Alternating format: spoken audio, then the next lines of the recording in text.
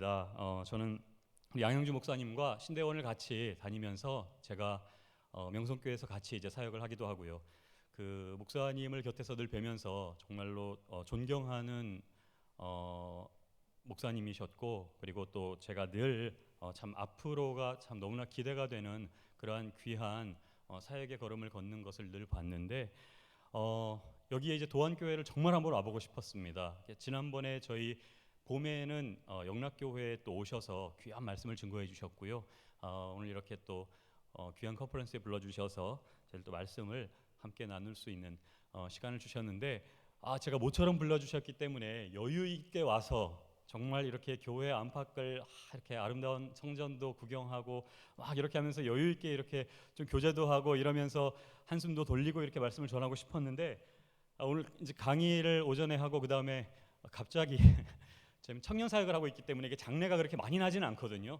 근데 하필이면 1년에 몇 번 안 나는 장례가 오늘 딱 났습니다. 그래서 가서 이제 급하게 또 입관을 하고, 그리고 또 옷을 막 그 상복을 까만 거 막 이렇게 입고 올 수가 없어서 또 급하게 갈아입고 이렇게 기차를 타고 지금 막 이제 유성온천역에 도착해서 이렇게 왔는데, 뭐 전혀 피곤하지 않습니다. 하나님께서 이 시간에 새 힘을 공급해 주셔서 저와 여러분이 함께 영적으로 호흡하면서 이 저녁에 정말 충만한 또 하나님께서 주시는 지혜와 은혜를 누리실 수 있는 시간으로 채워주실 것을 기대합니다.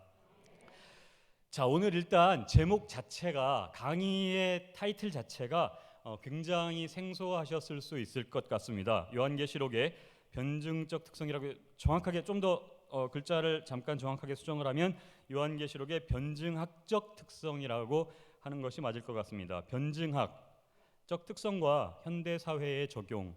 자, 지난주에 우리 목사님으로부터 예비 컨퍼런스의 1장부터 22장까지의 전체 말씀을 배우셨고, 또 어제 그제 우리 이틀에 걸쳐서 요한계시록의 묵시문학적 특징이랑 또 이 본문을 가지고 소위 가장 치열하게 영적 싸움을 하고 있는 또 뭐 신천지라고 하는 그러한 상황 속에서의 이슈들, 이런 것들을 많이 보셨겠지만, 결국 복음의 능력이라고 하는 것이, 그 복음이 결국은 오늘을 살아가는 우리들에게, 오늘을 살아가는 2015년 9월 9일이라고 하는 현재를 살아가는 여러분에게 복음은 무엇입니까? 라고 하는 그러한 질문에 대해서 과연 무엇이라고 우리가 대답할 수 있는지, 그러한 것들을 우리는 고민을 해보아야 한다라는 것이죠. 특별히 요한계시록. 자, 1년 동안 우리가 여러 주일마다, 수요일마다 혹은 새벽마다 뭐 그 밖에 여러 가지 크고 작은 집회 예배들마다 저희들이 많은 본문을 가지고 여러 목사님들을 통해서, 또 담임 목사님을 통해서 여러분들이 말씀을 듣고 늘 배우십니다. 그 1년의 말씀 가운데 과연 우리가 요한계시록이라고 하는 이 부분을 다루는 횟수가 상대적으로 적다라는 것은 우리가 다 인정을 하는 부분이죠. 그만큼 이 본문을 오늘에 적용을 한다라고 하는 부분을 목회자들도 때로는 조심스러워하고, 이게 그냥 신학교의 어떠한 강의 주제로만 흘러가고 있는 그러한 본문이 될 때가 많은데, 어떻게 보면 요한계시록만큼 가장 우리가 지금 흔히 많은 분들이 그렇게 이야기를 하지 않습니까? 지금은 정말 종말의 때인 것 같다. 정말 그리스도께서 가까이 오시는 발자국 소리와 이제는 문을 두드리시는 노크 소리가 진짜 들리는 것만 같은 그러한 시대를 우리가 주변을 볼 때에 살아가고 있는 것만 같은 게 너무나도 많이 감지되고 있는데, 이러한 때에 우리가 살아낼 수 있는 능력을 발휘할 수 있는 복음이 어쩌면 가장 많이 담겨 있는 그 지혜 덩어리가 요한계시록일 수가 있는데, 정작 그 본문이 많이 다루어지지 않고 있기 때문에 오히려 그 본문을 엉뚱한 사입이나 이단에서 그것을 마치 제대로 된 음식을 요리하는 것인 양 막 만들어다가 사람들 앞에 무차별적으로 뿌리고 먹이고 던지고 하는 상황 가운데서도 그것을 막아내지 못하고 있는 그러한 영적인 현실, 이러한 상황 가운데 우리가 과연 우리는 무엇을 대답할 수 있는가, 무엇을 준비할 수 있는가 하는 그러한 질문에 대해서 대답을 하는 학문이 있는데, 그게 바로 변증학이라고 하는 그러한 학문입니다. 자, 기독교 변증학, 여러분들이 변증학이 무엇인지를 우리 적어도 우리 이번 도안 컨퍼런스에 나오신 분들은 한 번쯤 이렇게 딱 그 개념을 잘 정리를 해 놓으시면 좋겠습니다. 자, 그런 말이 있죠. 그런 질문이 있습니다. 여러분들은 크리스찬이심이 자랑스러우십니까? 라고 하는 질문을 저는 늘 청년들이나 성도님들 앞에 종종 던질 때가 있습니다. 여러분들이 하나님의 자녀됨이 정말 여러분들은 자랑스러우십니까? 라고 하는 질문을 던지죠. 당연히 교회 안에서 우리 성도님들을 모아놓고 여러분들은 하나님의 자녀가 되신 것이 감사하십니까? 자랑스러우십니까? 라면은 성전이 떠나갈 정도로 아멘이라고 이야기합니다. 그런데 제가 말씀드리는 필드가 달라요. 성전이라고 하는 울타리 안에서 우리가 뜨겁게 집회를 하고 찬양을 부르는 자리에서 내가 하나님의 자녀됨이 너무나 감사합니다, 자랑스럽습니다 라고 하는 질문이 아니라 이 성전문을 나서서 일상적으로 살아가는 여러분들의 가정, 직장 혹은 많은 크리스찬들이 아닌 사람들이 섞여 있는 그러한 공간에서 나는 하나님의 자녀됨이 너무나도 자랑스럽습니다 라고 하는 색깔을 여러분들은 드러내며 사시느냐라고 하는 질문이죠. 그렇다 보면 다소 아까 상황보다는 조금 대답이 움츠러드는 경우가 있습니다. 왜 그렇겠습니까? 하나님의 자녀들이 세상을 살아내는 방식이나 교회가 세상에 미치는 영향력 같은 것들이 너무나도 그 영적인 영향력과 긍정적인 영향력이 만연되고 있는 그러한 시대라면 우리가 나도 교인이에요, 나도 크리스찬이에요, 나도 하나님의 자녀예요 라는 것을 어디에 가서든지 떳떳하게 이야기를 할 수가 있겠는데, 공교롭게도 말세의 때가 가까워져 오면 교회라고 하는 하나님의 주님의 몸된 공동체를 무너뜨리려고 하는 수많은 시도들이 그 어느 때보다도 득세하는 그러한 시대이기 때문에 그 시대를 우리가 그대로 보고 있지 않습니까? 교회의 영향력이 세상 가운데 미치는 그 영향력이 너무나 나약해 보이고 미비해 보이는 것만 같은 그러한 모습을 우리가 볼 때가 있습니다. 뿐만이 아니라 복음의 신뢰도라고 하는 것, 그것이 정말 세상 가운데서 막 힘을 발휘하는 능력이 되어야 하는데 복음이라는 것을 이야기하는 것이 굉장히 비웃음을 당하거나 조롱을 당하는 것만 같은 그러한 시대를 우리가 느끼고 있지 않습니까? 인터넷에 여러 가지 기사들이 뜨는데요. 기사들을 보면은 일단 교회나 기독교와 관련된 기사가 떴다 하면 거기에 기본적으로 믿지 않는 크리스찬들로부터 욕부터 받고 그렇게 시작하는 그러한 시대. 포털 사이트에 검색을 하면은 요즘은 연관 검색어라는 것이 있습니다. 연관 검색어. 어떤 단어를 딱 치면요, 그 단어와 뭔가 조금 깊은 관련이 있고 사람들이 많이 검색한다라고 생각되어지는 막 단어들이 옆에 뜨잖아요. 그렇죠? 그런데 거기에 교회라고 하는 단어를 검색한다거나 목사라고 하는 단어를 검색한다거나 기독교라고 하는 단어를 검색했을 때 소망, 치유, 회복, 마지막 시대의 정말 영적인 힘, 뭐 이런 단어들이 막 이렇게 연결되어져서 당연히 떠야만 할 것 같은데 분열, 세습, 표절, 불륜, 이러한 단어들이 연결되어져서 세상 사람들에게 다루어지고 있는 이러한 때에 나는 하나님의 자녀입니다, 나는 크리스찬입니다 라고 하는 것을 하나님을 알지 못하는 그룹에 들어가서 과연 당당하게 드러내며 그것을 자랑스러워할 수 있는 사람이 얼마나 있을까 하는 그러한 생각을 가져보게 되죠.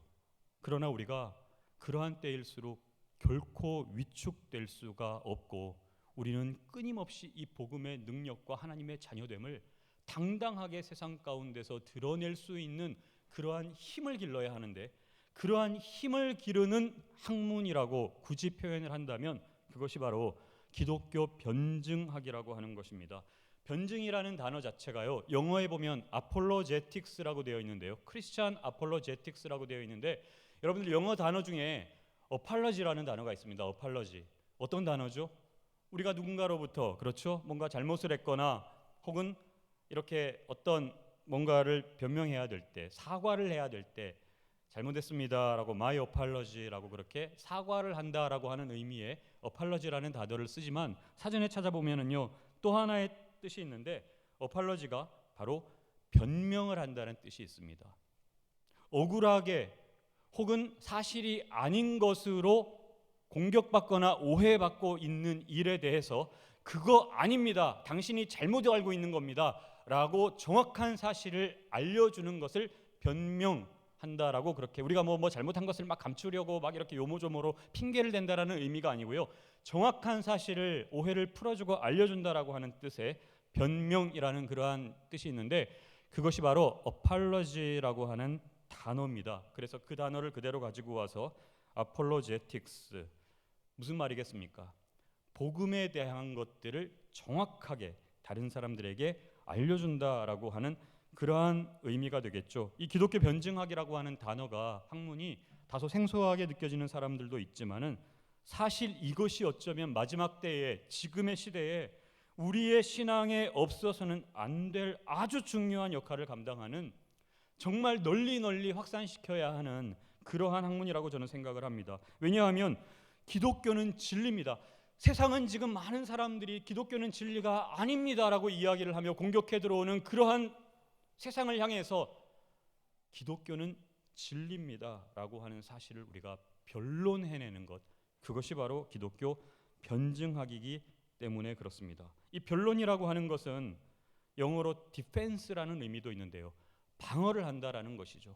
누군가가 기독교를 공격합니다. 누군가가 기독교 진리를 조롱합니다. 누군가가 기독교 진리에 대한 것들을 말도 안 되는 것을 가지고 만들어서 사실인 것 마냥 뿌리고 다닐 때에 복음이라고 하는 것은 그런 게 아닙니다라고 복음의 진리를 정확하게 알려주는 것, 변호하는 것, 디펜스하는 것, 방어하는 것, 이것이 바로 아폴로제틱스라고 하는 것인데요. 이건 법정에서 사용되는 용어죠. 법정에서 피고가 있습니다. 원고가 있습니다. 거기에 최후 변론이라는 것을 하잖아요. 여러 가지 변론이라는 것을 하잖아요. 그 변론이라는 것이 무엇입니까? 앞에 어떠한 원고든 피고든 딱 세워놓고 거기에서 그 사람을 향해서 최대한 방어를 해주고, 상대방이 그 사람의 잘잘못을 막 이렇게 공격해 들어올 때 그것을 잘 막아주는 역할을 하는 것이 바로 변론이라고 하는 것인데, 복음의 진리에 대한 것들을 우리가 변론하는 것, 그것이 바로 기독교 변증학이라고 하는 것인데요.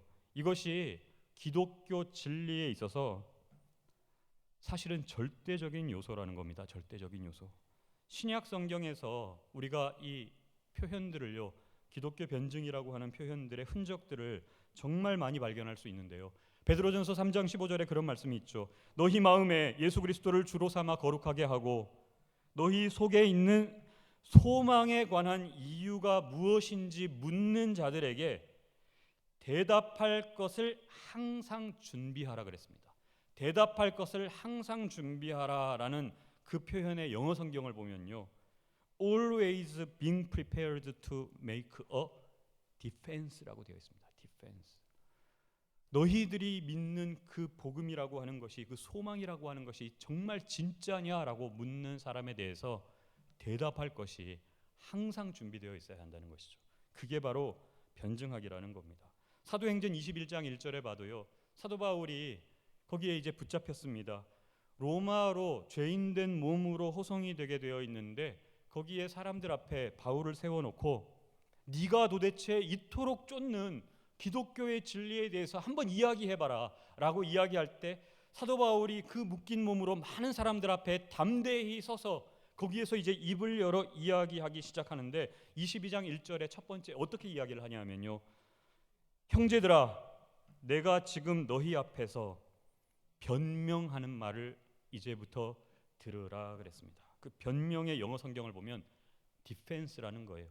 일대 수백의 상황 속에서도 이 기독교 진리는 당신들에 의해서 꺾일래야 꺾일 수 없는 진리입니다 라는 것을 담대하게 디펜스하는 거죠. 이게 바로 변명이라는 것이죠. 고린도전서 9장 3절과 4절 말씀에도요, 사도 바울이 그런 이야기를 하죠. 고린도라고 하는 교회가 사실은 참 여러 가지 어려움들이 많았지 않습니까? 사도행전에 보면은 사도 바울이 2차 전도 여행을 하다가 이제 아덴이라고 하는 도시로 들어갑니다. 아덴이라고 하는 도시로 들어가는데 사도행전 17장 18장에 보면은요, 아덴이라고 하는 도시가 어떤 도시냐 하면은 당대에 가장 호기심이 많은 철학자들이 거기에 다 모여 있던 철학의 도시였죠. 자, 그런데 철학하면은 둘째가 하면 서러워할 사람이 누구였죠? 바로 사도 바울이었죠. 당대 최고의 수사학자요 철학자인 가말리엘의 수제자로, 가말리엘로부터 철학과 수사학과 모든 학문으로 잔뜩 무장된 사도 바울이 이제 아덴이라고 하는 도시로 들어가다 보니까 거기 성경에 보면은 뭐 스토이고 학파, 뭐 스토아 학파, 뭐 이런 철학자들이 많이 있었다 그래요. 그런데 거기에 들어가면서 사도 바울의 마음속에 살짝 전략이 바뀌어졌다라는 거예요.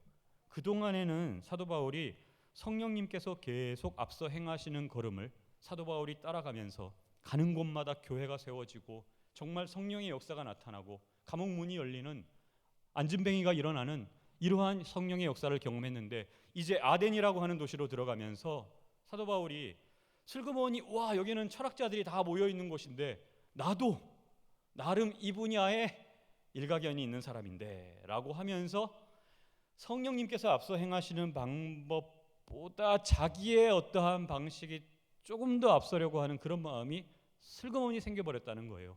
그리고 아덴에 들어갔습니다. 거기에 있는 학자들과 이야기를 나누었는데 웬걸요, 그동안에는 가는 곳마다 교회가 세워지고 성령의 역사를 경험했는데 이제 아덴에 들어가니까 거기에 있는 사람들이 사도 바울과 여러 많은 논쟁을 하고 많은 이야기들을 듣고 나서 그들의 반응이 뭡니까?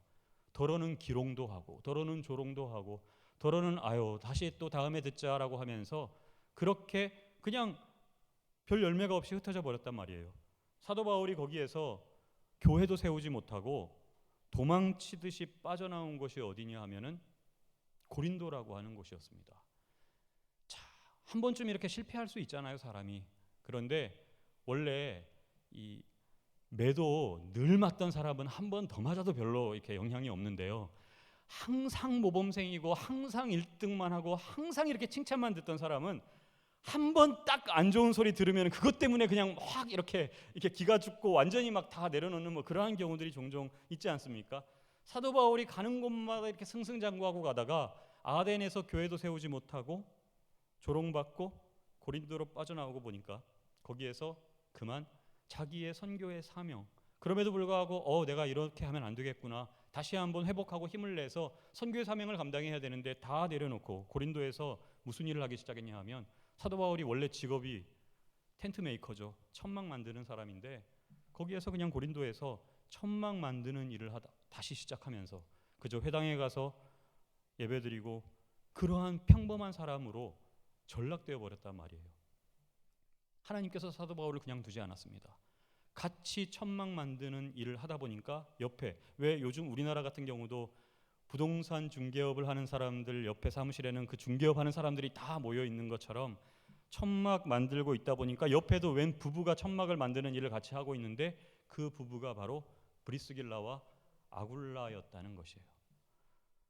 하나님께서 그러한 만남을 다시 주선케 하시면서, 그리고 사도행전 18장에 보면은요, 환상 가운데 하나님께서 두려워하지 말라, 이 성중에 너를 해할 자가 없을 것이다, 침묵하지 말고 일어나 말하라 라고 그렇게 직접 말씀하시면서 사도 바울을 회복시켜 주시고, 사도 바울이 다시 영적인 사도됨의 사명을 다시 시작하면서 감당을 하게 되고 거기에 고린도 교회가 세워지게 되는데요. 자, 한번 아덴에서 큰 어려움이 있었고 이제 다시 새로운 마음으로 시작하게 된 고린도 교회였습니다. 그러다 보니까 사도 바울의 마음속에 내가 과거와 같은 그러한 교만한 마음이나 혹은 나 자신을 앞세우거나 나 자신의 지식을 앞세우려고 하는 마음을 이제는 다시는 가지지 말아야지, 그러한 다짐을 얼마나 많이 했겠습니까? 그래서 고린도전서 후서에 보면은요, 내가 너희 가운데 나아갈 때 떨며 두려워하였노니라는 그러한 말이 있죠.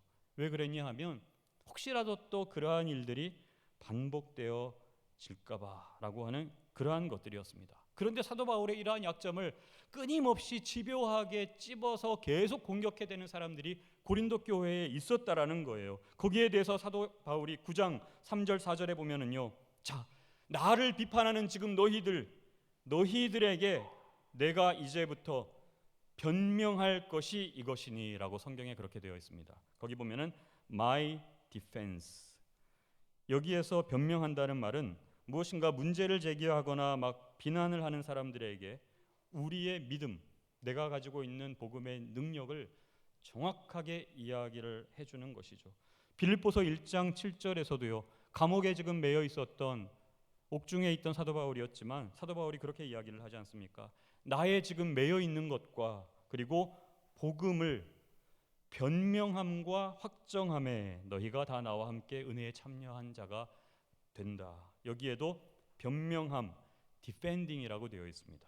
그리고 빌립보서 1장 16절에도 나는 복음을 변증하기 위하여 세우심을 입은 자인 줄 알고라는 말이 있는데요. 여기에도 디펜스라는 단어가 되어 있습니다. 다시 말하면 그리스도인의 정체성을 드러낸다라고 함은 기본적으로 복음을 내가 물론 받아들이고 복음의 진리를 믿고 그리고 그 복음을 가지고 내가 은혜를 누리면서 하나님의 능력을 경험하며 내가 세상 가운데 살아간다라고 하는 의미도 있지만 그 복음을 집요하게 물고 늘어지면서 네가 믿고 있는 진리는 진리가 아닌 거라며 우리를 끊임없이 우리의 생각과 우리의 마음과 우리의 영적인 곳에 빈틈을 타고 들어오면서 공격해 들어오는 그러한 세력 앞에 복음을 가지고 맞서서 그것을 변명해낼 수 있는 능력까지 길러야 하는 것이 어쩌면은 우리 크리스찬의 역할 중에 하나라고 하는 것입니다.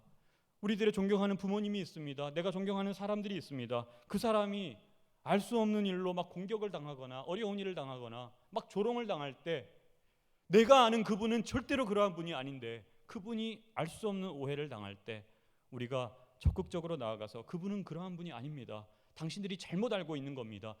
이분은 정확하게 이런 일을 하시는 분입니다 라는 것을 맞서서 설명해 줄 수 있는 그러한 아들의 역할을 하는 것처럼 우리를 대신해서 십자가에서 피 흘리셔서 생명을 주신 예수 그리스도께서 세상 가운데서 조롱을 당하고 예수 그리스도의 이름이 짓밟힘을 당하고 많은 사람들이 그 이름에 그리고 그 이름의 능력과 복음의 능력을 조롱하고 있는 이러한 때에 정말 그 능력을 내가 경험하고 살아가는 참된 그리스도의 제자라면 우리가 첫날 장길 교수님께서 그 제자도에 대해서도 요한계시록과 연결해서 말씀해 주셨겠지만은 제자라면 우리는 마땅히 우리 스승 되신 우리의 구주 되신 예수 그리스도를 위해서 그 복음을 그 이름을 변명해낼 수 있는 막아낼 수 있는 그러한 영적인 근육을 우리가 가지고 있어야 한다는 것입니다. 그것이 바로 기독교 변증학의 절대적 필요의 이유라고 저는 늘 그렇게 생각을 합니다. 포괄적으로 다시 결론을 지으면요, 기독교 변증이라고 하는 것은 기독교에 대해서 더 알고 싶어하는 사람들에게 또는 기독교의 진리가 아니라고 하는 사람들에게 답변을 할 수 있는 능력과 역량, 이것이 바로 기독교 진리입니다. 변증학입니다. 기독교의 핵심적인 어휘는 복음이죠. 복음. 그러기 위해서 복음이 무엇입니까? 복음의 핵심이 무엇입니까? 라고 묻는 사람들에게 교회 밖의 수많은 지성인들, 다른 종교인들은 이것을 계속 물어옵니다. 그러한 질문에 대해서 복음은 정말 왜 좋은 소식인지, 이것이 왜 진리인지의 그 내용을 설득력 있게 우리가 알릴 수 있는 역량, 그것이 바로 기독교 변증학이라고 하는 것이죠. 옥스퍼드 대학교의 기독교 신학자인 알리스터 맥그라스라고 하는 사람이 이런 말을 했습니다. 변증은 분명히 당신으로 하여금 친구들의 질문에 대답할 수 있도록 준비시켜 줄 것이다. 그뿐만 아니라 변증은 당신 자신의 질문에 답하는 데도 영적인 힘을 줄 것이다 라고 그렇게 이야기를 했습니다.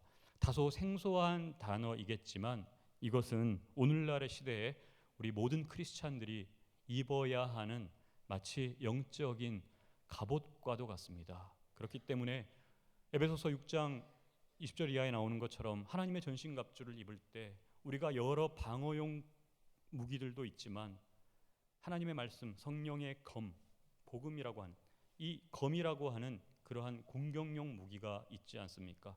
계속 디펜스만 하는 것이 아니라 우리도 적극적으로 나가서 알릴 수 있어야 한다는 것이죠. 특별히 요한계시록이라고 하는 이 복음의 정말 진수와 진리를 우리가 제대로 변증하지 않으면요, 어쩌면은 신천지가 저렇게 활개를 치고 수많은 신천지의 위험에 대해서 많은 교회들이 노출이 되고 이걸 법정 싸움까지 가면서 막 이렇게 지금 치열한 전투를 해야 하는 이유 중에 하나는요, 우리가 어쩌면은 바른 복음을 알리는 데에 미적거리고 있었던 게 아닌가라는 그러한 생각도 해보게 된다라고 하는 것이죠. 신천지는 잘못된 것입니다. 저거 이단입니다. 저거 문제야. 가면 안 돼. 라고만 이야기할 것이 아니라 그렇다면 바른 복음은 이거다. 요한계시록은 저렇게 해석하면 안 됩니다라고 하는 것만으로 끝내는 것이 아니라 한 걸음 더 적극적으로 나아가서 이것은 그러면 이렇게 해석하는 것이 바른 해석입니다 라고 하는 것을 우리도 열심히 저 사람들의 저 수고를 넘어서는 그러한 열정으로 우리는 이 복음을 계속 가르치고 알려야 한다라는 것이죠. 특별히 지금의 때에 말입니다.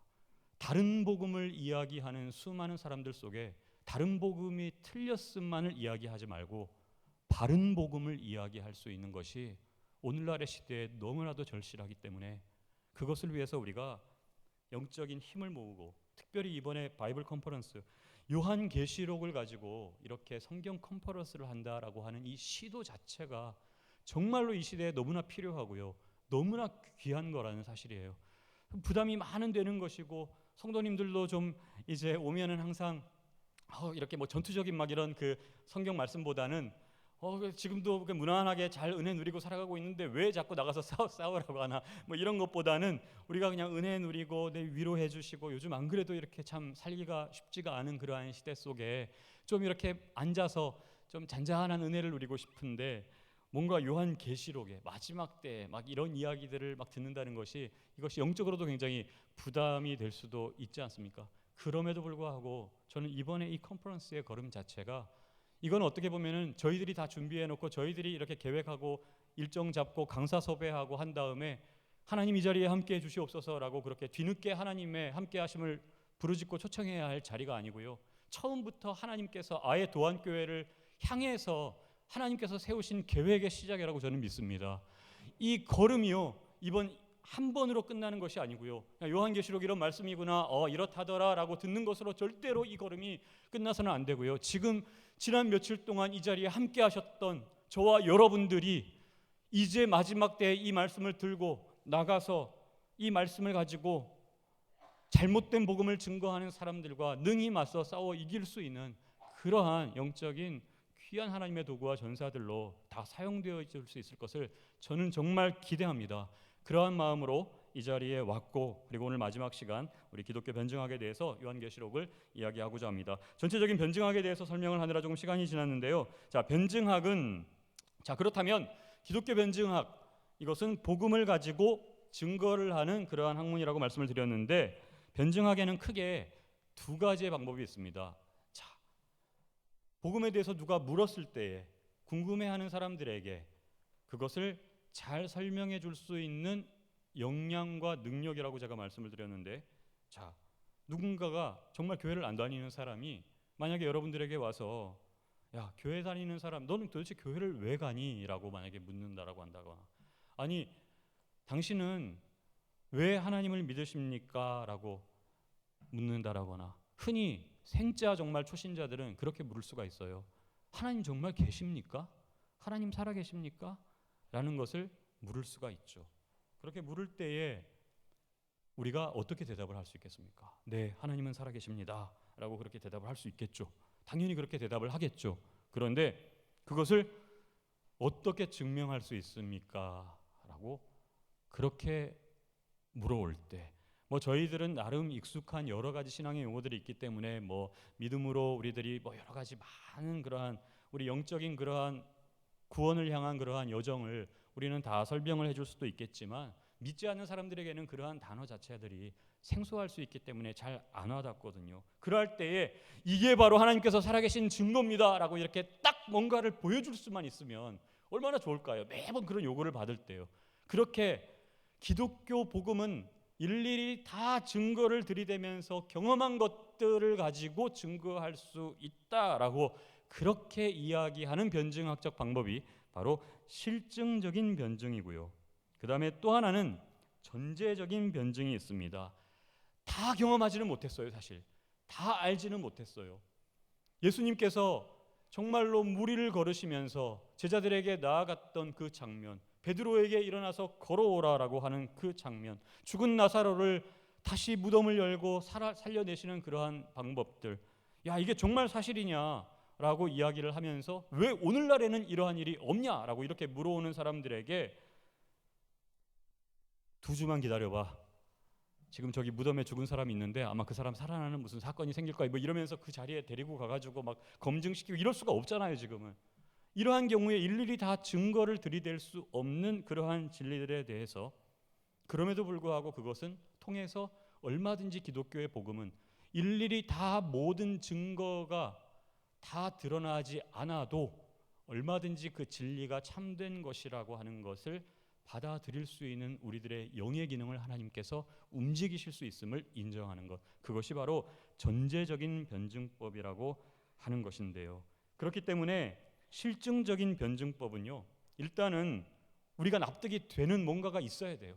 뭔가 만져지는 것이 있어야 된다라고 생각을 해요. 그리고 그러한 일들을 모아서 잘 종합을 해가지고 와 이러한 일들이 딱 데이터를 보니까 정말 하나님은 살아계시구나, 복음은 정말 능력 있는 거구나 라고 그렇게 믿는 것이 실증적 변증법.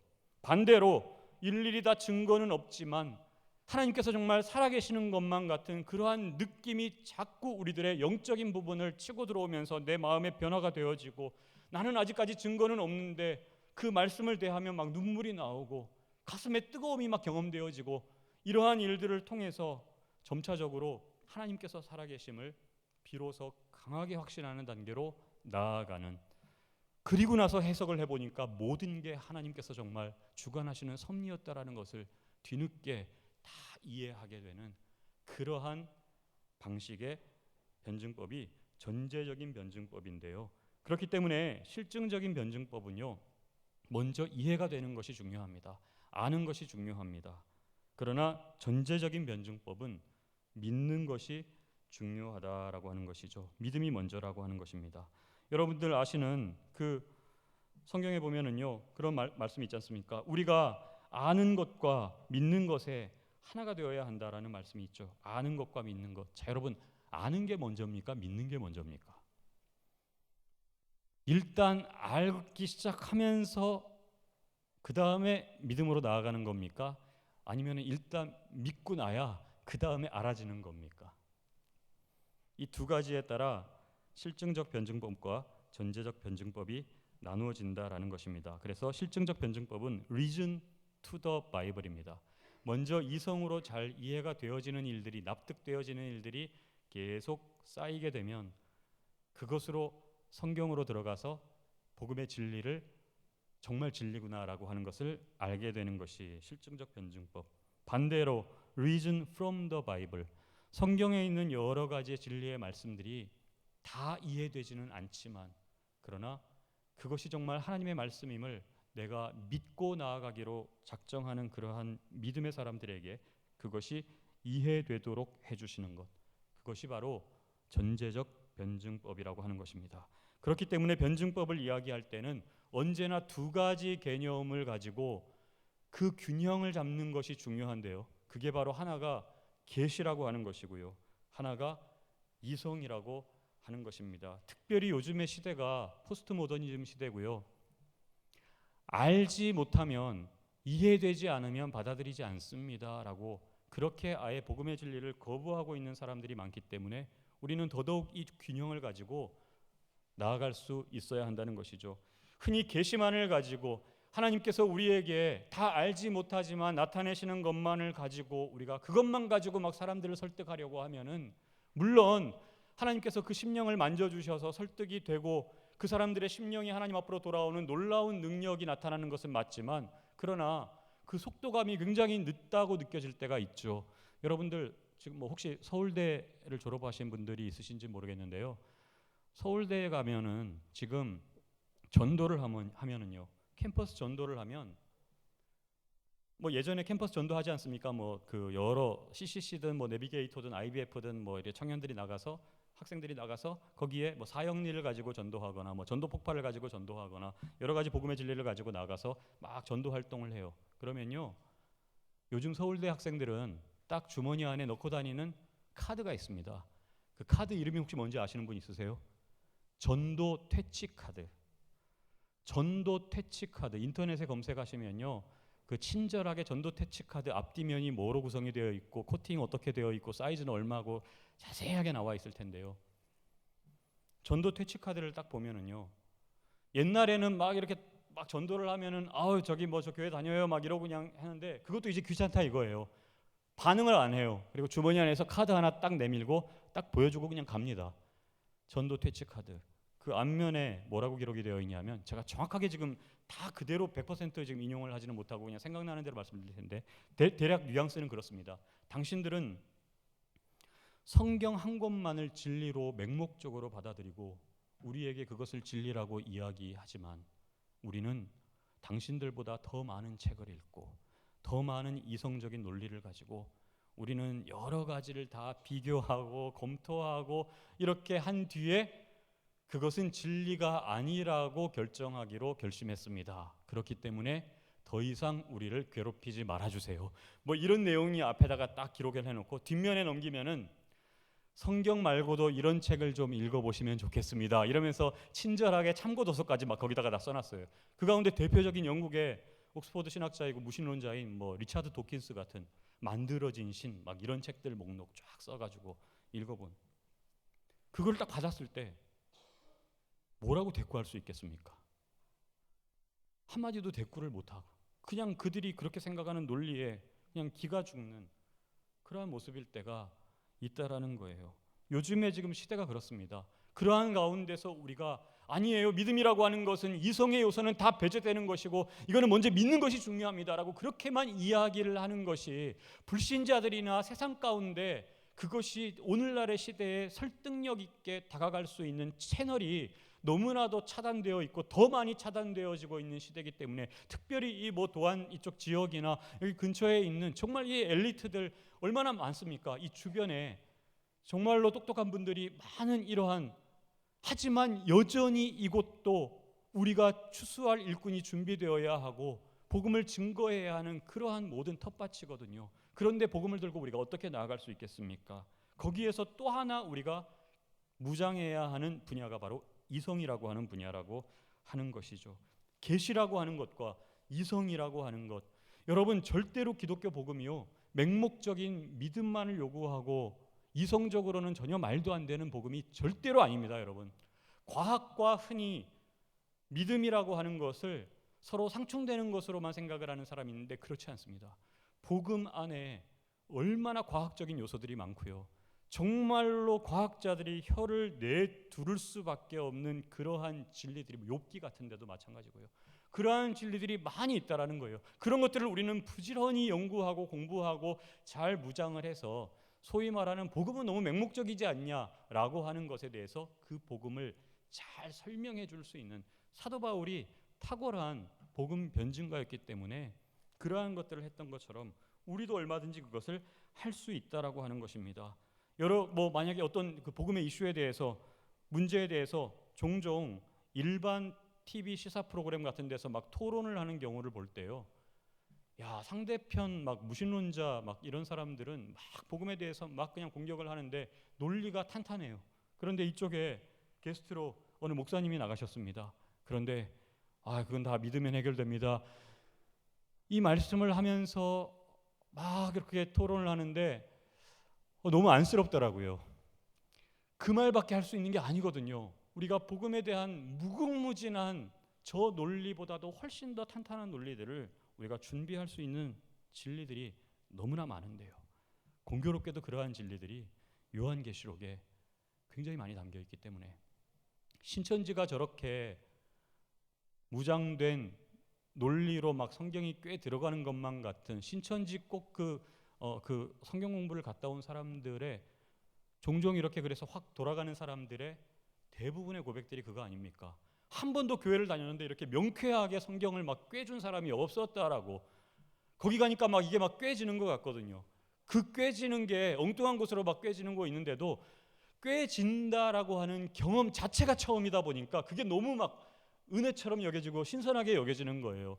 잘못 꿰진 거를 뽑아서 그렇다면 우리는 바로 꿰는 일을 해 주어야 한다는 것입니다. 그것이 바로 우리의 계시와 이성의 이 양축으로 무장된 그러한 변증학입니다. 그런데 특별히 요한계시록은 그러한 가운데서 계시라고 하는 측면이 훨씬 더 많기 때문에요. 우리가 그 계시가 그렇다면 어떠한 이 시대를 살아가는 논리로 잘 해석이 되어져서 정확한 복음을 우리가 전할 수 있을까라는 것을 연구를 하는 것이 요한계시록을 변증학적인 방법으로 연구를 하는 사람들의 그러한 노력이 되는 것이죠. 자, 먼저 우리가 계시라고 하는 요한계시록이지 않습니까? 거기 워필드와 카이퍼의 변증학 노선은 지금 좀 시간이 좀 더 많이 지날 것 같기 때문에요.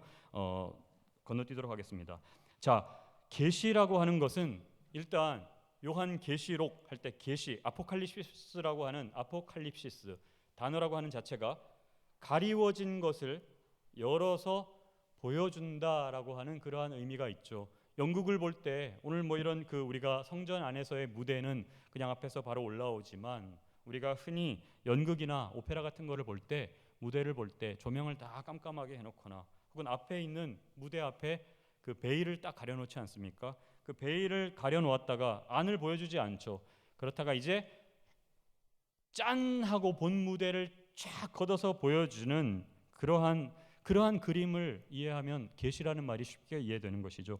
계시라고 하는 것은 감추어져 있던 하나님 자신과 하나님의 뜻과 계획을 알게 해준다라는 의미가 바로 계시라고 하는 의미인데, 이 계시에는 두 가지 종류의 계시가 있습니다. 하나가 특별 계시라는 것이 있고요, 하나가 일반 계시라고 하는 것이 있는데요.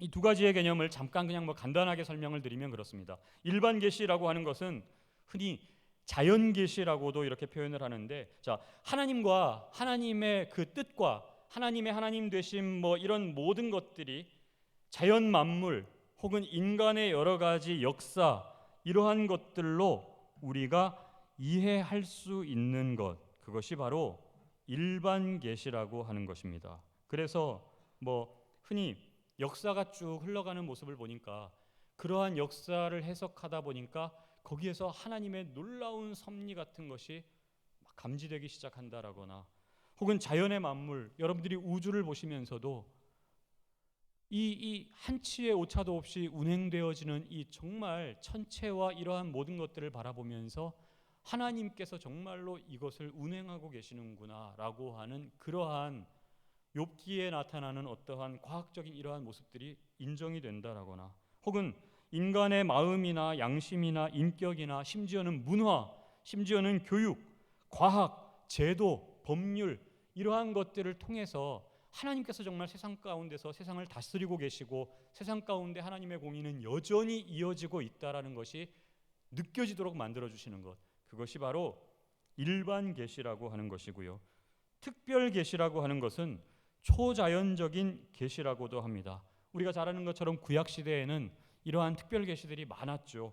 꿈으로 보여주시기도 하고요, 환상을 보여주시기도 하고, 음성을 들려주시기도 하고, 우림과 둠밈, 제사장이 입고 있는 12개의 보석이 있고 이쪽에 걸치는 우림과 둠밈이 하나님께서 그 뜻을 나타내실 때에 이것이 막 떨리도록 하면서 하나님과의 그 임재를 느낄 수 있도록 해주는 어떠한 이러한 것들. 그 다음에 심지어는 제비를 뽑는 중에서도 요나가 다시스로 도망갈 때에 풍랑이 일었을 때 이 도대체 뭐 때문이냐 해서 제비 뽑았는데 요나가 딱 걸리도록 하시는 뭐 이러한 것들, 혹은 뭐 아브라함이나 야곱에게 나타내신 어떤 그러한 모습들, 이적과 기사, 말씀 여러 가지 그러한 것들로 하나님께서는 특별한 사람을 정해서 아주 특별한 계시를, 초자연적인 계시를 보이는 경우가 있다라고 하는 것이죠. 모세의 떨기나무에서의 하나님과의 만남.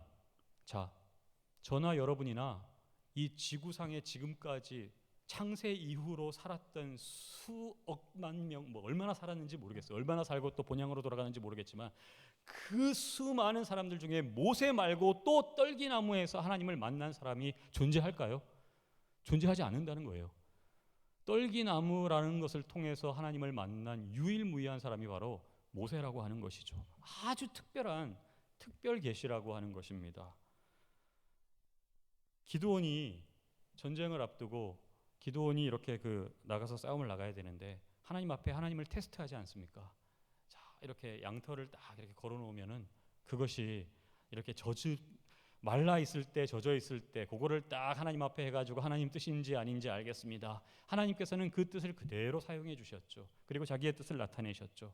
제가 지도하는 어떤 청년 하나가요, 심각한 지금 결정을 앞두고 그거를 그대로 자기도 해봐야겠다 생각해서, 양털은 구할 수가 없으니까 기숙사에 살고 있는데 기숙사 빨랫줄에다가 양말을 걸어놨어요. 양말을 걸어놓고 정말 진지하게 기도했습니다. 그 친구가, 하나님, 이 마른 양말이 흠뻑 젖어 있으면 이게 정말 하나님 뜻인 줄 알겠습니다 라고 그렇게 이야기를 했다라는 거예요. 다음 날 그 양말이 정말 흠뻑 젖어 있었을까요? 전혀 젖어 있지 않았다는 겁니다.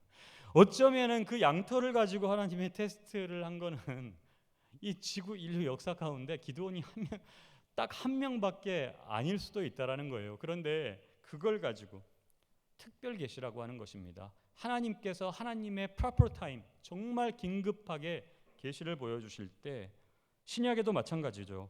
성육신 사건 자체가 하나님의 말씀의 현현 아닙니까? 계시뿐만 아니라 이적, 예수님의 권능, 예수님의 기상, 12제자를 둘씩 70명의 제자를 그룹을 지어서 둘씩 보내실 때에 예수님께서 뱀과 전갈을 제어할 권세를 주셨다 그랬습니다. 그리고 그들이 전도 여행을 마치고 돌아와서 막 전도 보고를 하는데 가는 곳마다 기적이 나타나고 이사가 나타나고요, 이적이 나타나고요. 이러한 것들이 전부 그 하나님의 특별한 계시죠. 뿐만이 아니라 하나님께서 직접 말씀하시는 어떠한 그러한 경우들이 하나님의 특별 계시라고 하는 것입니다. 자, 그렇다면 우리가 계시라는 것을 이야기할 때 이렇게 일반적으로 우리가 모든 되어지고 있는 역사의 흐름 속에서 우리가 얼마든지 감지해낼 수 있는 하나님의 뜻, 판단해낼 수 있는 하나님의 의지, 계획, 이러한 일반 계시와 정말 특별한 사람들만 경험할 수 있고 해석을 할 수 있고 그 사람만 이해할 수 있는 영적인 차원의 것들을 하나님께서 심어주시는 이 특별 계시가 있는데, 요한 계시록이라고 하는 것을 어떤 쪽의 계시의 관점에서 우리가 해석을 하는지가 중요하다라는 거예요. 하나님께서 요한 계시록이라고 하는 그 계시의 말씀을 증거하도록 세우신 방식 자체는 특별 계시였습니다. 여러 사람들 다 모아놓고 쫙 수천 명 앉혀놓고 하나님께서 일반적으로 너희들이 모두가 다 알 수 있도록 쫙 이렇게 보여주신 계시가 아니라, 반모섬에 갇혀 있었던 요한, 사도 요한, 반모섬에 오래 살고 싶어서 살았던 거 아닙니다. 여러분, 12사도들의 발자취를 다 추적을 해보면요, 모두가 다 순교를 했죠. 야고보부터 가장 먼저 순교하지 않았습니까? 예수님이 야고보와 요한이 와가지고 주의 나라에 임하실 때 우리를 오른쪽 왼쪽에 앉혀달라고, 어떤 성경에는 어머니가 성경 최초의 치맛바람이라고까지 이야기하는데 아들들 데려다가 우리 앉혀달라고 그렇게 이야기를, 그때 너희가 내가 마시는 잔을 마실 수 있느냐 그랬죠. 그때 이들이 뭐라고 얘기했습니까? 할 수 있나이다 그랬습니다. 예수님께서 그래, 마실 수 있지. 그러나 나의 잔을 마시려는 자는 누구든지 나의 십자가를 지고 나를 따를 것이니라. 마실 수 있습니다. 자신 있게 이야기했던 그 야고보, 12제자들 중에 가장 1번 타자로 순교를 하는 것이 사도행전에 나타나지 않습니까? 또한 형제인 요한 역시 하나님께서 그냥 오랫동안 살려두신 게 아니라 처음에 끓는 기름가마에 던져졌는데, 당연히 거기에 들어가면 튀겨져서 이렇게 순교가 돼야 되는데, 죄송합니다, 격한 표현을 써서, 그런데 거기에서 살아났어요. 화상만 입고 살아났단 말이죠. 그렇기 때문에 그를 반모섬에다가 유배를 시켰는데 거기서 오랫동안 생명을 유지하면서 하나님께서 거기에 특별 계시를 보이지 않습니까? 선택해서 계시록의 말씀을 기록하게 하시고, 특별 계시라고 하는 이 계시록의 말씀을 우리에게 성경 말씀으로 주셨어요. 하나님께서 주신 방식은 특별 계시였습니다. 그런데 중요한 것은 2000년이 지난 지금의 시대에 특별 계시로 주어진 그 말씀을 오늘날의 시대에 우리가 진리로 적용하고 살아가는 저와 여러분에게는 이것이 특별 계시가 아니라는 거예요. 우리가 하나님의 자녀이고 우리가 하나님으로부터 영적인 그러한 것들을 커뮤니케이션 할 수 있는 그러한 하늘나라의 시민권을 가진 사람이라면, 우리는 똑같이 사도 요한에게 주신 그 특별 계시가 우리들의 삶 가운데 적용될 수 있는 일반 계시로 우리는 해석을 할 수 있고 보편적인 진리로 삼을 수 있다라는 겁니다. 그런데 그것을 여전히 해석하는 지금에 와서도 이것은 해석도 특별 계시를 받은 사람들만 해석할 수 있는 것인 양, 이 말씀을 그 해석자의 통로라고 하는 채널을 통하지 않고서는 안 되는 그러한 것들로 이야기하는 수많은 이단들이 판을 치고 있는 이러한 때에 저와 여러분은 이 말씀이 주시는 오늘날의 시대에 이 의미가 무엇일까라고 하는 것을 우리는 일반적인 지금의 현상을 보며 지금의 역사의 흐름을 보며 2015년도라고 하는 지금의 현재 여러 가지 되어져 가는 상황과 교회의 여러 모습들과 이러한 것들을 보며 이것이 지금 요한계시록의 마지막 때의 이러한 모습들과 함께 가고 있는 거구나라고 하는 것들을 역사를 볼 수 있는 그러한 관점이 열리는 것, 그것이 바로 일반 계시의 관점에서 보는 요한계시록이라고 하는 것입니다. 처음에 소아시아의 7교회에게 이야기하지 않습니까? 에서버두 사빌라, 에베소 교회, 버각 교회, 서문학 교회, 두아디라 교회, 사대 교회, 빌라델피아 교회, 라오디게아 교회, 그 교회들에게만 주신 그 말씀이 아니라 오늘을 살아가고 있는 도한 교회에, 영락 교회에, 세문안 교회에, 순복음 교회에, 이 시대에 지금 세상 속에서 주님의 몸된 공동체로 마지막 때를 영적인 싸움을 하며 나아가는 구원의 방주되는 우리 세상의 소망이 되는 교회에 허락하시는 동일한 말씀으로 우리가 얼마든지 그것을 적용할 수 있도록 그렇게 바라보는 관점, 그것이 바로 요한계시록을 우리가 멀리 있는 특별계시로 막 해석되어지는 그러한 어려운 본문으로가 아니라 일반적으로 우리들의 신앙생활에 지금 우리가 부딪혀 살아가는 일반 생활 속에 이것이 지금 몸으로 체득되어지는 복음이다라는 것으로 가까운 자리로 이 진리를 끌어와서 우리가 적용을 하고 살아갈 수 있도록 해주는 것이 일반 계시의 관점이고,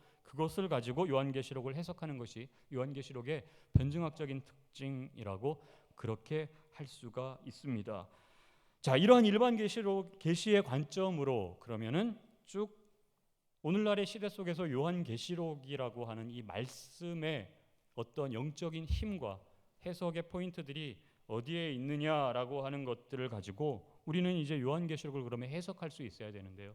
제가 이 시간에 요한계시록을 1장부터 마지막 장까지 다 그 관점으로 일일이 다 해석을 해드리고 싶지만 그거는 제가 지금 열심히 이제 책으로 지금 쓰고 있기 때문에 언제 혹시 그게 이제 만약에 나오면은 저희들이 그러한 것들을 통해서 볼 수가 있을 거고요. 또 지난주에 우리 양영주 담임 목사님께서 우리 그 부분을 또 쫙 이렇게 예비 컨퍼런스를 통해서 또 여러분들에게 잘 정리를 또 해주신 걸로 제가 들었습니다. 오늘 이 시간에는요, 시간이 그렇게 많지 않기 때문에 요한계시록의 가장 해석하기 어려운 난제 구절 몇 구절만을 가지고 우리가 일반 계시의 관점에서 오늘날의 이 말씀을 어떻게 적용할 수 있을까라는 것을 우리가 보면 좋겠는데요.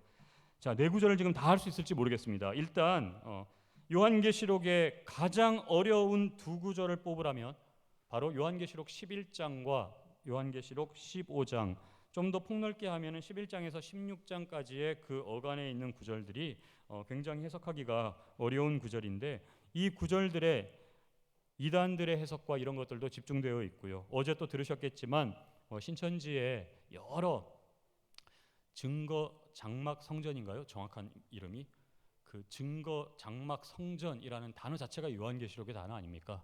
이런 것들, 새하늘과 새 땅, 신천지죠, 그렇죠? 이런 용어 자체, 이런 것들을 다 그대로 만든 것이 다 이제 요한계시록에서 나오는데, 11장 계시록 11장을 우리 같이 한번 잠깐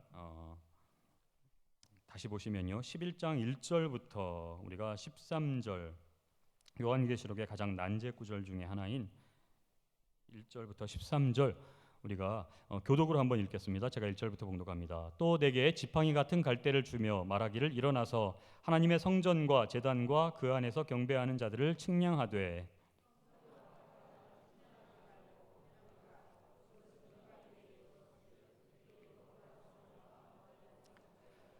내가 나의 두 증인에게 권세를 주리니 그들이 굵은 베옷을 입고 1260일을 예언하리라.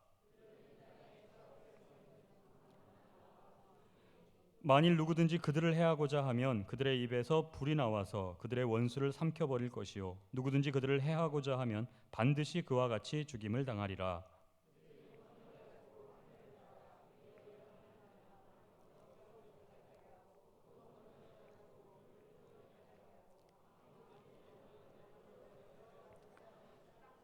그들이 그 증언을 마칠 때에 무적행으로부터 올라오는 짐승이 그들과 더불어 전쟁을 일으켜 그들을 이기고 그들을 죽일 터인즉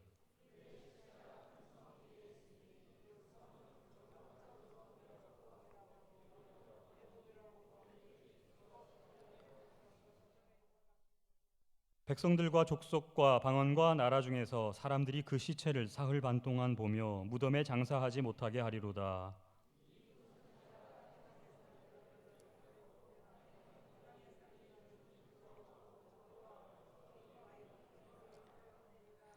삼일 반 후에 하나님께로부터 생기가 그들 속에 들어가매 그들이 발로 일어서니 구경하는 자들이 크게 두려워하더라.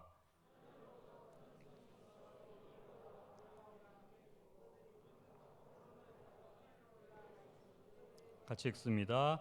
그때 큰 지진이 나서 성 10분의 1이 무너지고 지진에 죽은 사람이 7천이라 그 남은 자들이 두려워하여 영광을 하늘의 하나님께 돌리더라.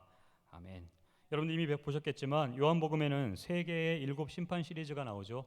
일곱 봉인, 일곱 나팔, 일곱 대접 이렇게 나오는데 오늘 지금 방금 보셨던 11장이 일곱 심판 시리즈 중에 그 나팔 심판의 부분에 해당합니다. 이미 6개의 나팔이 다 울렸고 그 다음에 이제 마지막 나팔을 불기 전에 10장 1절부터 11장 13절까지 이렇게 구성된 삽입구가 지금 딱 들어가 있는데요. 자, 이 내용을 그냥 쭉 읽으면은 이게 도대체 오늘날 우리가 지금 살아가는 우리들의 믿음 삶에 어떻게 적용을 해야 할까? 굉장히 막연하게 느껴지고 그냥 마냥 앞으로 그냥 벌어질 종말에 대한 어떠한 그런 환상으로 뭐 이렇게 해석하며 굉장히 그냥 두려움만을 가지고 이것을 그냥 묘사하자니 그것도 너무 막연하고 이런 것들 우리가 일반 계시의 관점에서 우리가 살아가는 삶의 현장에서 지금 주시는 메시지를 어떻게 우리가 연결을 시킬 수가 있을까요? 자, 이 삽입에 두 증인의 활동 묘사가 쭉 나오는데 두 증인이라고 하는 단어 지난주에 혹시 예배 컨퍼런스를 들으신 분들 가운데서는 우리 담임 목사님께서 두 증인에 대한 설명을 아마 하셨지만 제가 다시 이렇게 나누도록 하겠습니다. 계시록의 가장 중심부에 위치하고 있는 이 본문에 도대체 두 증인의 정체가 무엇이냐? 여러 학자들이 막 해석을 하는데요. 여러 계시록을 연구하는 학자들이 두 증인이라고 하는 단어가 10절에 보니까 두 선지자라고 이렇게도 표현이 되어 있거든요. 그렇기 때문에 이것을 몇 가지로 분류를 하는데 첫 번째는 문자적으로 해석합니다. 두 증인을 문자적으로 역사적으로 존재했던 개인적인 인물로 해석하는 그러한 해석이 있는데요. 우선 6절에 보면은요. 두 증인이 행하는 권능을 보면은 자, 여러분 그 권능이 누구의 권능 것 같습니까? 6절에 보면 하늘을 닫아 그 예언을 하는 날 동안 비가 오지 못하게 하고 이 권능을 했던 사람이 누구였죠? 엘리야죠. 그 다음에 또 권능을 가지고 물을 피로 변하게 하고 여러 가지 원하는 재앙으로 땅을 친 사람. 이 사람은 누구죠? 모세와 엘리야라고 하는 인물의 이 상징성. 예수님께서 변화산에 올라가셨을 때 하늘나라의 영광을 먼저 보여주실 때 옆에 좌우에 섰던 두 인물이 누구였죠? 모세와 엘리야였지 않습니까? 그렇기 때문에 이거는 당연히 모세와 엘리야를 그렇게 이야기하는 그러한 것이다라고 그렇게 해석하는 문자적인 견해가 있고요. 두 번째는 이제 상징적 해석이 있는데요. 계시적 해석이 있는데 첫 번째는 이 두 증인이 구약과 신약을 상징하는 것이다. 뭐 이렇게 해석하는 경우도 있고요. 아니면은 율법과 복음을 이야기하는 것이다. 뭐 이렇게 해석하는 경우도 있는데 가장 주류가 일반 계시의 관점에서 해석을 하는 수많은 변증학자들은 이 두 증인은 바로 교회를 상징하는 것이다 라고 그렇게 해석을 하고 그 해석이 이 마지막 때를 살아가는 이 말씀에 정확하게 적용이 된다라고 하는 것을 복음의 진리로 삼고 있습니다. 대부분의 주석가들이 두 증인을 교회로 여깁니다. 왜냐하면 4절에 보면 두 증인 혹은 두 선지자의 동의어가 또 나타나는데 두 감람나무와 두 촛대라는 말이 있죠. 촛대라고 하는 표현 자체가 이미 계시록에서 교회를 뜻하는 단어로 벌써 사용되어졌기 때문에 두 증인은 모세와 엘리야 같은 혹은 그 밖에 어떤 두 개인을 이렇게 지칭해서 뜻하는 것이 아니라 마치 예언적인 증인의 역할을 감당하는 신앙 공동체, 즉 교회를 나타내는 것으로 이해하는 것이 가장 적절하다고 그렇게 여겨집니다. 그러면은 두 증인이 마지막 때에 하는 여러 가지 역할들이 오늘 본문에 쭉 나타나는데 그것은 그대로 교회라고 하는 단어를 집어넣어 보면은 그렇다면 두 증인의 역할은 곧 교회의 역할이 무엇인지를 그대로 대변한다라고 그렇게 우리가 공식을 만들어낼 수 있겠죠. 그런데 본문을 쭉 읽으면요, 이 두 증인의 역할이 네 가지로 딱딱딱딱 구분이 되어져서 특성이 나타나는데요. 첫 번째가 뭐냐 하면 두 증인의 역할이 마지막 때에 굵은 베옷을 입는다 그랬습니다. 굵은 베옷을 입고 1260일을 예언한다고 그랬죠. 자, 굵은 베옷을 입는다. 구약 시대에서 굵은 베옷을 입는 가장 문화적인 이유는 딱 한 가지예요. 흔히 베옷을 입는다라는 게 구약에서 뭐를 뜻하는지 알고 계시죠? 뭡니까? 언제나 회개와 심판이라고 하는 주제와 연결되어져 있습니다. 40일 뒤에 니느웨가 멸망하리라 라고 하는 요나의 그 한마디에 거기에 있는 모든 사람, 왕으로부터 그 신하 이르기까지 모두가 다 베옷으로 갈아입고 그리고 회개하기 시작했을 때 하나님께서 뜻을 돌이키는 장면을 우리가 알 수가 있죠. 베옷을 입는다라고 하는 자체가 언제나 회개라는 주제와 연결되어져 있고 예외가 없습니다. 성경에서 심판이라고 하는 주제가 연결되어져 있는데 종말의 때에 두 증인이 굵은 베옷을 입는다. 바꿔 표현하면 종말의 때에 교회가 굵은 베옷을 입는 모습으로 그려진다라고 하는 것은 종말의 예언자로서 불의한 자들의 죄와 심판을 탄식하면서 동시에 계속 회개를 촉구하는 역할을 상징한다라고 그렇게 이야기할 수 있습니다. 두 번째 본문의 특징이 뭐냐 하면요, 두 증인은 권세와 권능을 가진다고 그렇게 이야기하죠. 5절 6절에 보니까 그들의 사역을 방해하고 해하려 하는 자들을 입에서 나오는 불로 멸하고 하늘을 닫아 그 예언을 하는 날 동안에 비가 오지 못하게 하고 물을 피로 변하게 하고 아무 때이든지 여러 가지 재앙으로 막 땅을 치는 엘리야와 같은 권능도 행사하고 모세와 같은 권능도 행사한다라고 그렇게 이야기를 하고 있습니다. 자, 왜 하필 엘리야 같은 모습을 묘사하고 모세와 같은 모습을 묘사했을까요? 수없이 권능을 행사한 많은 인물들이 있을 텐데 그것은 뭐냐 하면 바로 적대적인 상황이 전제되어 있음을 암시하는 거죠. 엘리야는 바알을 섬기는 아합 왕과 이세벨과 여러 선지자들과의 적대적인 관계 속에서 이 권능을 행사했습니다. 모세 역시 바로라고 하는 그러한 대적 관계 속에서 그러한 권능을 행사했다라는 것입니다. 마지막 때에 두 증인이 권세와 권능을 가지는 이 세팅 자체가 그냥 이러한 하나님의 영광을 드러내는 뭔가 이적과 기사를 보이는 그러한 세팅이 아니라 무언가 대적의 관계 속에서 이 권능을 행할 수밖에 없는 상황 자체를 전제하고 있음을 암시하고 있다라는 것이죠. 그래서 두 증인의 이미지를 통하여 교회를 엘리야와 모세로 교회를 연결시킴으로써 종말의 때의 교회가 철저하게 사단의 세력과 적대 관계 속에서 놓여서 움직임을 그것을 분명하게 드러내고 있다라는 것입니다. 그런데 그러한 때에 교회는 권능과 권세를 행할 수 있다라는 것이죠. 세 번째 특징이 있는데요. 두 증인이 그런데 죽임을 당합니다.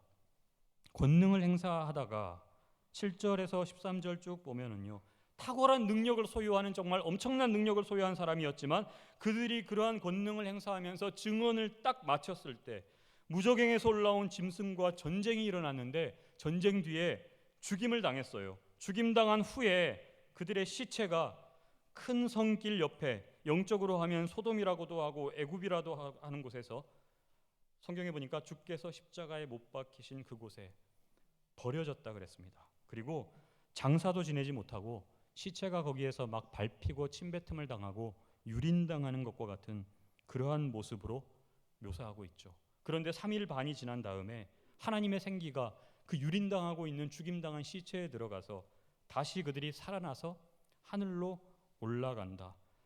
두 단어로 정리하면 죽음과 부활을 경험하게 되는 사명을 두 증인이 감당하게 되고, 그리고 마지막에는 구름을 타고 하늘로 올라간다, 승천한다라고 하는, 자, 네 가지를 다시 정리해 볼까요? 굵은 베옷을 입고 회개를 선포합니다. 두 번째는 권세와 권능을 가집니다. 세 번째는 죽임을 당해요. 유린당해요. 그러나 다시 살아나서 부활을 경험합니다. 그리고 마지막 네 번째는 하늘로 승천합니다. 회개 선포, 권세와 권능, 죽음과 부활, 승천. 어디서 많이 본 그림 아닙니까? 누구의 사역이죠? 바로 예수님의 사역이죠.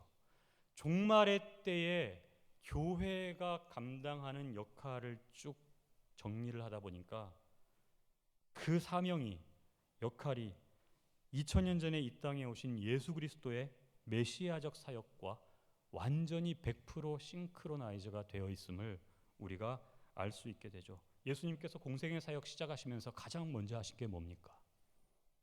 세례 받자마자 나오셔서 광야에게 마귀에게 시험 받으신 다음에 가장 먼저 하신 게 회개하라, 천국이 가까워왔느니라, 회개를 선포하셨습니다. 그리고 권세와 권능을 가지시고 병자를 치료하시고 죽은 자를 살리시고 말씀을 선포하시고 대적자들과 능히 싸워서 그 입을 다 막아버리시고 권세와 권능으로 대적자들을 능히 잠잠케 하셨습니다. 변화사에 올라가서는 하늘 영광을 나타내시면서 모세와 엘리야를 좌우에 보이시는 그러한, 제자들조차 놀라서 여기가 좋사오니 그러면서 여기에서 영원토록 터잡고 우리 본부 차려서 앞으로 주의 일, 메시아의 영광을 드러내시면 어떻겠습니까? 라는 이야기를 할 정도로 그러한 영광을, 최고의 영광을 보이실 것만 같던 그 예수님이 결국 하나님의 어린 양과 같이 십자가에 못 박혀서 처절한 죽임을 당하시고, 그러나 사흘 만에 부활하셔서 다시 살아나심으로 사망 권세를 이기셨고, 그리고 많은 사람들이 보는 앞에서 구름을 타고 하늘로 올라가셨죠. 회개 선포, 권세와 권능, 십자가의 죽음과 부활, 승천. 2000년 전에 예수님께서 세상에 오셔서 역사하신 그 사역은 오늘 종말의 때를 살아가는 교회의 사명과 그대로 이어지고 있다는 겁니다. 이게 우리에게 주는 메시지가 무엇일까요? 아주 중요하고 분명한 결론 하나가 도출되는데, 마지막 때에, 종말의 때에 교회는 세상의 유일한 소망입니다, 여러분.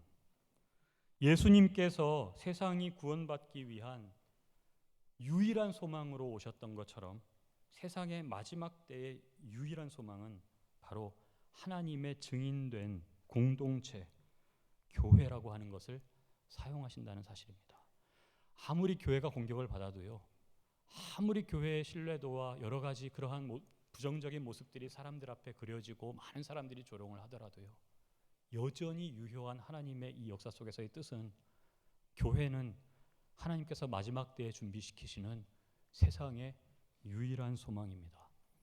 달라스 윌라드라고 하는 학자, 재작년에 하나님의 부르심을 받으셨는데요, 제가 미국에서 공부하는 동안에 이 달라스 윌라드와 아주 가까이 교제를 하고 참 많은 그분이 저의 멘토가 되어주시고, 그분이 그런 질문을 했습니다. 세상은 점점 더 악해집니까? 점점 더 선해집니까? 그런 질문을 던졌어요. 자, 여러분 어떻게 생각하세요? 세상은 점점 더 악해지나요? 점점 더 선해지나요? 예, 하나같이 악해진다라는 표현을 자신 있게 하셨습니다. 자, 그런데 저도 그렇게 얘기했어요. 되어지는 거 보니까 이건 도저히 지금 뭐 악한 것만 점점 더 악해지거든요. 세상은 악해지지 않습니까? 이야기했더니 그분이 뭐라고 얘기하냐 하면, 자, 통계를 딱 가지고 나오면서 이 땅에는 여전히 신학교의 숫자는 더 많아지고 있습니다. 신학교를 통하여 배출되는 하나님의 종들의 숫자는 많아지고 있습니다. 뭐 성도가 감소한다라고 하지만 그래도 여전히 우리가 전도 프로그램이나 이런 컨퍼런스나 이러한 많은 소위 믿음을 해석하는 많은 그러한 영적인 자리들, 프로그램들은 점점 더 많아지고 있습니다.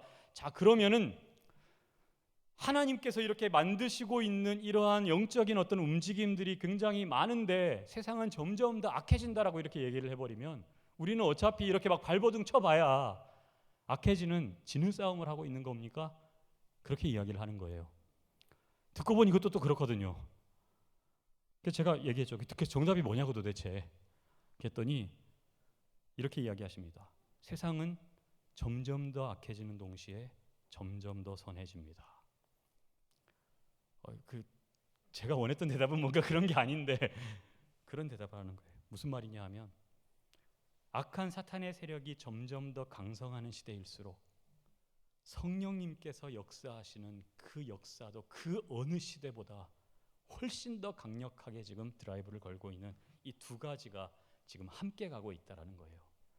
우리 도안교회 성도님들이 집회 때마다 모여서 하나님 앞에 기도하고 예배드리는 이 열심이요, 절대로 초대교회, 안디옥 교회의 열심보다 못하지 않습니다. 여러분, 우리가 흔히 초대교회로 돌아가자, 초대교회로 돌아가자라는 말을 많이 쓰는데요, 저는 그 본질적인 뜻은 물론 공감을 하지만 그러나 때로는 그 말을 조금 고쳤으면 좋겠다 싶습니다. 우리가 지금 살아가고 있는 교회 공동체 안에서 영적인 걸음과 믿음의 모습을 그냥 몽땅 다 그냥 이거는 다 쓸모가 없어라고 이야기하고 초대교회의 것들만을 우리가 그렇게 흠모해야 할 만큼 우리 지금의 영적인 모습이 그렇게 나약합니까? 그렇지 않아요. 우리 지금의 영적인 힘이요, 결코 안디옥 교회보다, 결코 예루살렘 교회보다 나약하거나 뒤지지 않습니다. 여러분, 우리들의 믿음의 공동체를 통해서 하나님께서 어쩌면은 초대교회 같으면은 어쩌면은 그 모습으로 지금 이 시대에 버텼다면은 어쩌면은 판판이 무너졌을 수도 있는 그러한 모습이 오늘날의 21세기에 2015년도에 우리 교회가 그것을 지금 지켜내고 있잖아요. 그 영적인 힘이, 그 강도가요, 어쩌면은 훨씬 더 강력할 수 있다라는 거예요. 악한 영이 그 어느 시대보다도 더 강하게 역사하는 시대일수록요, 성령의 역사하심이 더 강하게 역사하면서 이것을 붙들고 있습니다. 그런데 이 강하게 역사하는 이 사명을 누구에게 마지막 때에 주고 계시느냐?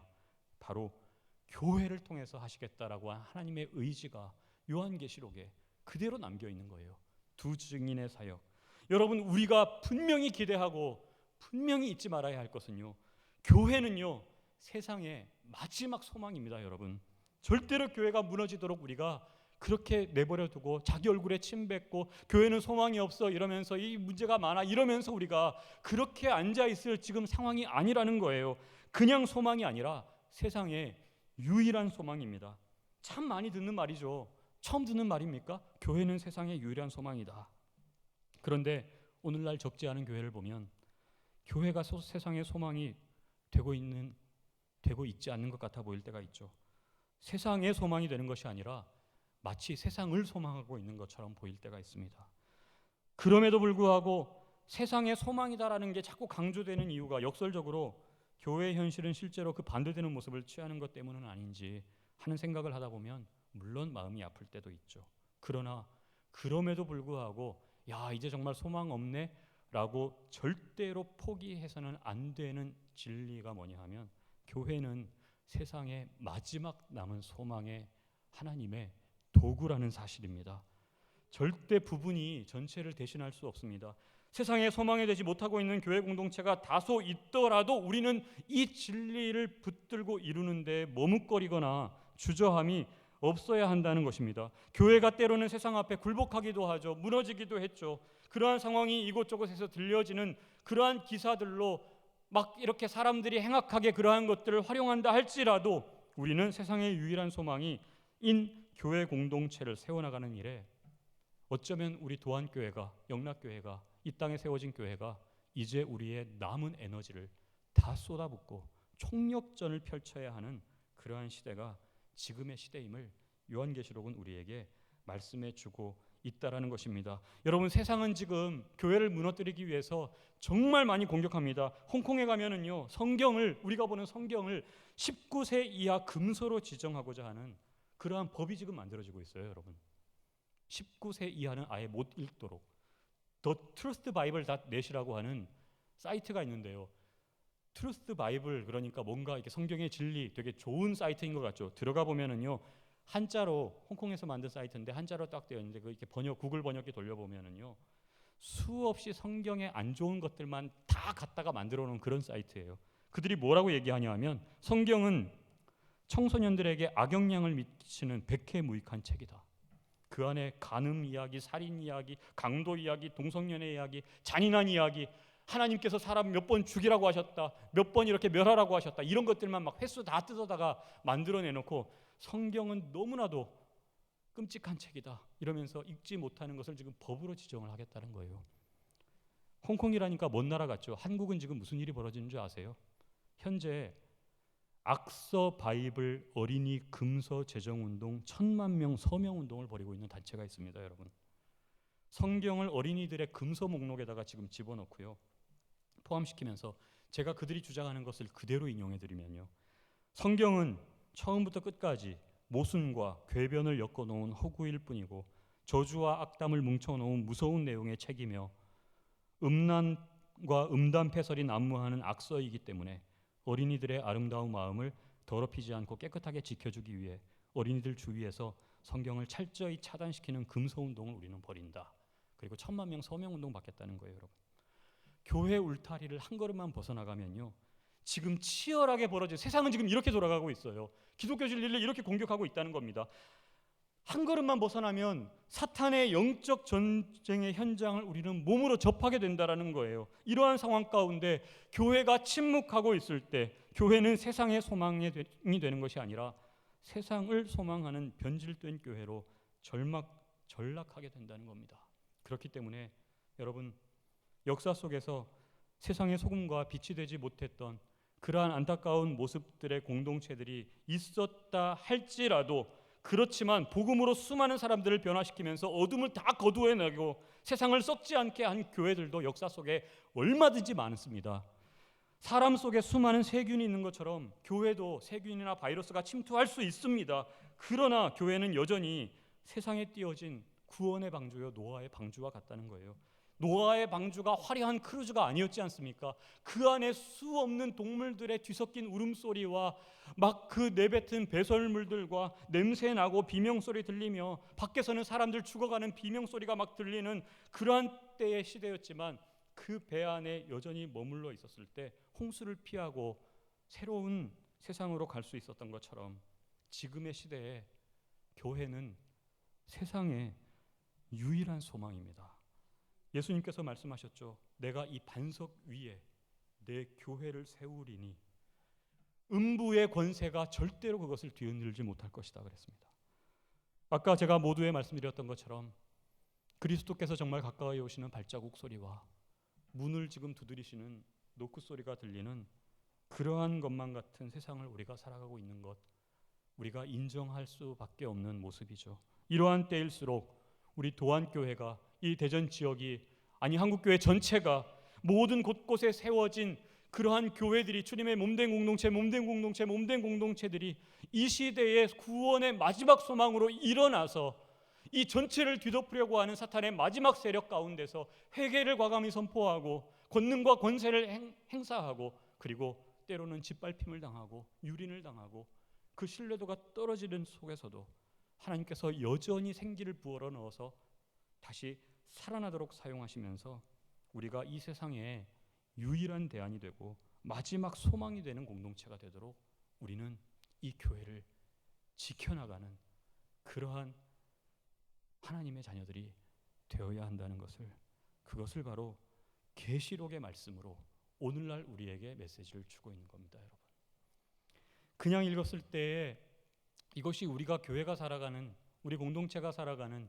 오늘날의 시대의 메시지를 우리가 이렇게 잘 그릴 수가 없었지만, 이러한 것들을 우리가 일반 계시의 관점에서 해석을 하고 그리고 정확하게 주석을 하며 적용을 해낼 때 우리는 이것이 여전히 우리들의 공동체에 도전을 두고 마음을 움직이는 그러한 살아있는 메시지로, 우리의 심장을 뜨겁게 하는 살아있는 메시지로 여겨지게 된다는 것이죠. 지금 시간이 없어서 우리가 11장 하나만 보았지만 모든 성경의 계시록에 있는 말씀 하나하나가 전부 다 마지막 때에 교회가 해야 할 일들에 대한 것을 다 그리고 있습니다. 이 자리에 모이신 우리 너무나도 귀한 지난 며칠 동안의 시간을, 이 저녁 시간 피곤한 시간이지만 말씀을 들으러 이 자리를 채우고 계신 저와 여러분의 우리의 마지막 때의 사명이 이 사명이었으면 좋겠습니다. 우리가 지키고 있는 이 교회 공동체가 그 울타리 안에서 나는 안전합니다. 나는 은혜를 누리고 있습니다. 하나님 내 인생과 모든 비전을 하나님께서 인도해 주시리라 믿습니다라고 그렇게 내 은혜와 내가 누릴 축복과 그러한 것으로만 머물러 있는 것이 아니라 여러분 축복이 그냥 갇혀 있으면 그것은 독이 됩니다. 축복이 갇혀 있으면 독이 돼요. 축복이 아니라 출복이 되어야 됩니다, 여러분. 이 교회 공동체를 통해서 주시는 그 복이 교회 공동체를 통해서 다시 세상으로 계속 흘러갈 때에 그럴 때 우리는 세상의 마지막 소망이 되는 교회 공동체의 역할을 우리가 감당할 수 있게 된다는 것입니다. 전체 바이블 컨퍼런스의 이제 마지막 저희가 이제 마무리를 하는 상황에서 우리가 이 도안교회가 이 대전 지역에 있는 모든 교회가 서울과 이 지구촌 위에 세운 모든 하나님의 교회가 마지막 때에 사탄의 공격에 우리가 능히 맞서내며 싸워 이길 수 있는 그러한 걸음의 시작이 될 수 있기를 원하고요. 앞으로 계속 그 걸음을 만들어 가시면서 주님 오시는 날이 언제인지 알 수 없지만 우리가 그 역할을 끝까지 감당해내는 우리 모든 주님의 귀한 백성들, 자녀들 되실 수 있기를 주님의 이름으로 축복합니다. 기도하겠습니다.